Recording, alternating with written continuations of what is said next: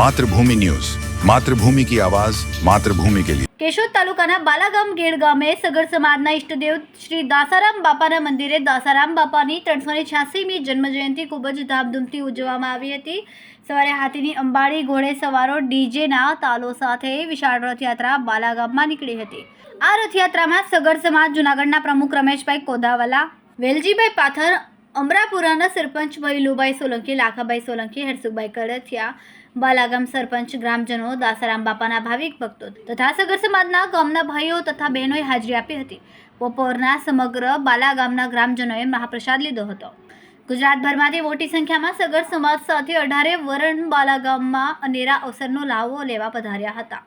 રાત્રિના યોજાયેલ લોક ડાયરામાં અસંખ્ય જનમેદની ઉમટી હતી। રાજકીય સામાજિક આગેવાનો, આમંત્રિત મહેમાનો સહિત દરેકની ધર્મપ્રેમી જાહેર જનતા ઉપર ઉપસ્થિત રહીને તનમન ધનથી સાથ સહકાર આપ્યો હતો। રાત્રે લોક ડાયરાનું ભવ્ય આયોજન કરવામાં આવ્યું હતું, જેમાં દેવાયત ખવડ, જિગ્નેશ કવિરાજ બારોટ, ભીખુદાન ગઢવી, પ્રયાગ ગઢવી, રાજદાન ગઢવી, દિવ્યેશ જેઠવા, અલવીરામ મીર સહિતના કલાકારોએ તેમની કલા રજૂ કરીને તેમાં મંદિરાર્થે લાભાર્થી કલાકારો ઉપર દાતાઓને રૂપિયાનો વરસાદ કર્યો હતો। આમંત્રિત કલાકારોનું સન્માન કરવામાં આવ્યું હતું। દાસારામ બાપાની જન્મજયંતિની દર વર્ષે ધામધૂમથી ઉજવણી કરવામાં આવે છે, જેમાં દાસારામ બિલ્ડર જૂનાગઢભાઈ અરવિંદ પાથર દ્વારા ભોજન પ્રસાદી તથા લોક ડાયરામાં પોતાનું સંપૂર્ણ આર્થિક યોગદાન આપ્યું હતું। હું સરપંચ શ્રી અમરાપુર ભૈલુભાઈ આજરોજ બાલાગામની પાવન ભૂમિની અંદર બાપાનો જન્મ મહોત્સવ ઉજવવામાં આવ્યો। તેમાં સમસ્ત 18 વરણ મોટી સંખ્યાની અંદર ઉમટ્યું। તેમાં ભવ્ય લોક ડાયરાનું આયોજન કરવામાં આવ્યું હતું।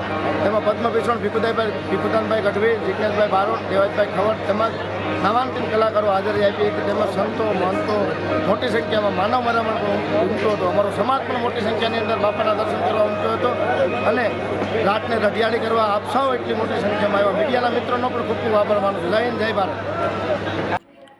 માતૃભૂમિ ન્યૂઝ સાથે મયુર કોદાવલા, જૂનાગઢ માળિયાહાટીના।